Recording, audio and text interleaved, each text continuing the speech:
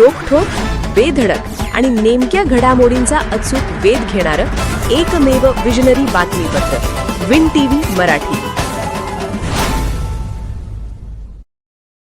कोल्हापूर जिल्हा परिषद निवडणुकीच्या पार्श्वभूमीवर प्रचाराचा धुराळा उडाला असतानाच गैरप्रकारांचा पर्दाफाश होत आहे. रविवारी सकाळी पाडळी खुर्द जिल्हा परिषद मतदारसंघातील वाशी येथे एका हॉलमध्ये महिलांची मोठी गर्दी जमली होती. येथे साड्यांनी भरलेला एक टेम्पो वाटपासाठी आणण्यात आल्याची माहिती मिळताच भरारी पथकाने तात्काळ घटनास्थळी धाव घेत कारवाई केली. भरारी पथक दाखल होताच साड्यांचे वाटप थांबवण्यात आले असून जमलेल्या महिलांना रिकाम्या हातानेच घरी परतावे लागले.